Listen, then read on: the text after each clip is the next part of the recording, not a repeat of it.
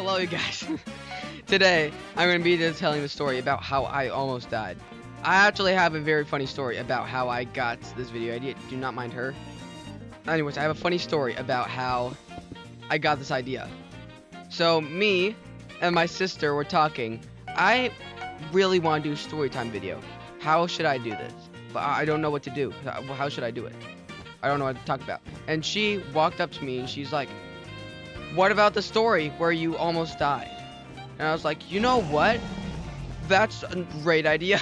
So that's what I'm talking about today. I'm not talking about falling down because that's what I'm doing. I'm talking about how I almost died today. Now, to start off the story, we have to start way back when God created the heaven. No, we have to start way back to where I was first learning how to walk. When I was learning how to walk, when I was very young, I had a lot of trouble with walking. And I don't remember it hurting because I was so young, but my mom said that I just had trouble walking, and it wasn't good. Also, excuse my terrible playing. I haven't played Bed Wars in ages. Also, I cannot talk and play at the same time. And he jumped off. So I had a lot of issues walking. What it got a lot worse when I was growing up, was a little older. I felt a lot of pain every time I tried to run, and I didn't know why at the time. And I was so confused why I had issues running.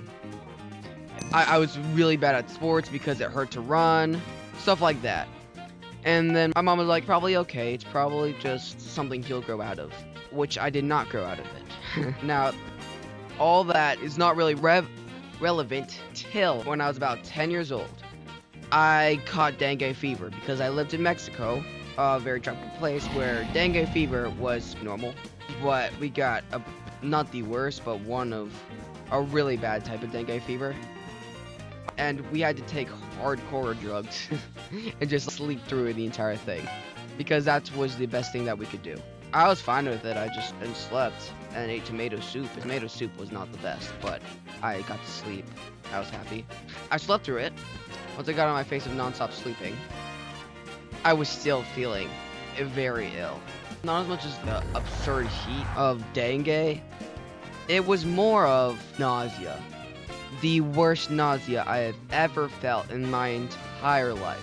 And it was not fun, I can tell you that much. It was not fun. I'm trying to focus real quick. Right now I'm kind of playing on autopilot. Wait, none of us have it. I'm not psyched up at all, I'm gonna lose this. It was the worst nausea I've ever felt. My mom thought I was just really late, or that I caught something else while taking medicine to heal. And that's what I was thinking was happening. But it was like absurd. Worse than when I've gotten food poisoning in the past. But the strange thing is, I was feeling I hate throwing. But I was like, Mom, if you think throwing up's gonna make this better, then I'm wanting to throw up. It's not fun. So I tried to throw up. I could not. And that was the weirdest thing that's ever happened to me. It was just like, no, you're not throwing up.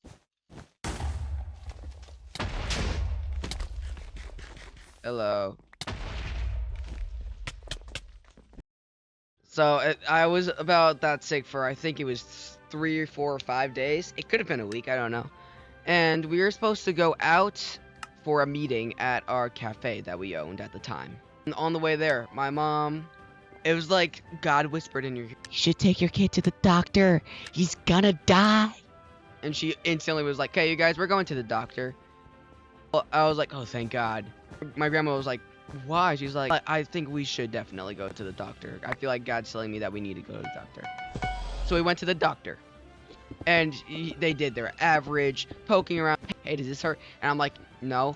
Then he puts this one spot on my bottom right half. It was not fun. It hurt so bad.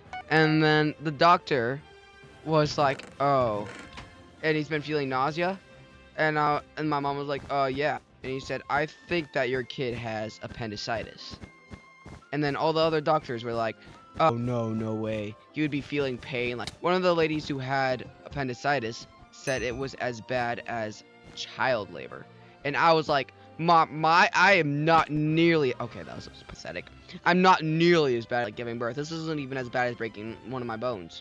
And I was mainly feeling just really nauseous. So the doctors were like, "No, it can't be it." But one doctor, thank God he was there, he was like, I think, no, he must have appendicitis. That's the only way I can explain this. I think he was one of the leaders, so he was like, we're going to undergo the procedure for appendicitis. Because I believe they did a few more tests, and it turned out I did have it. So they underwent the procedure, because I believe they did a few more tests, and they came to the conclusion that I had appendicitis, but they couldn't figure out how the heck I had appendicitis, and I wasn't screaming in pain all day and all night. And I was able to sleep and eat still. I could eat toast. That's about it. But they still went undergo the procedure because they wanted to make sure that it was appendicitis. And it was supposed to be 4-hour surgery. I went undergo the procedure. I went to surgery. And it was like the best sleep I've ever had. Strangely enough, you blink and then you're awake. It doesn't feel like sleeping. It feels like you blink, then all of a sudden, oh hey, you're awake now. And I was like, what the heck was that? But when I woke up, I was like, okay, it's probably just 2 to 4 hours later, right? And then my parents were like, you were in there for 8 hours. And I was like, what?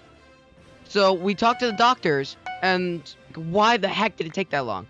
Turns out, the entire reason that I've had back pain, I couldn't run, all of that stuff that's been bothering me for my entire life, was because my appendix was wrapped around one of my backbones and rubbing in to my hip bone. And the doctors have never heard of this happening. And I was like, what? And then after the procedure, after I healed a little bit, I tried just walking, and it felt so good. It did not hurt. And I was like, hallelujah. And it was so nice afterwards.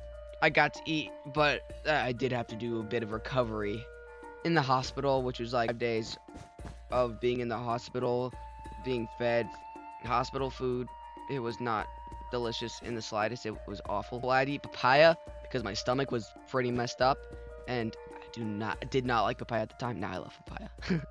But at the time I hated papaya so much, and I was like, how could you do this to me, mother?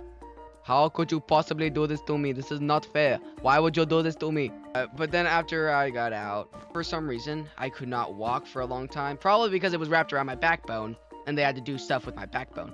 Also, I skipped ahead too, and I forgot one of the most important things about it. It already burst. So if anyone here knows anything about appendicitis, they know that your appendix doesn't burst till a little bit later. And when it bursts, you're dead within 24 hours. Mine had been bursted open for 2 weeks. And the doctor said it was a miracle that I lived. I swear it was like an invisible force was holding it back, which I think it was God that was doing that. Just holding it in there, somehow, impossibly. And I'm glad that I'm not dead now. Because it was already burst, it was melting in their hands. Like goopy slosh, and it was disgusting. And that's why it took so long. After the recovery, I could walk, and it felt a lot better to walk. Backward. Get it? Yes. Got the bed. Wait, there's one. Hello, my friend. Okay, I'm gonna finish this game afterwards. I think that's gonna be the end of the commentary. So tell me in the comments if you've ever been in a life-threatening situation where it's a 1 in a million chance that you survived. Yay. If you made it to the part of the video, then I'm guessing that you liked it, so make sure to like and subscribe. And I'll see you all in the next video. Bye!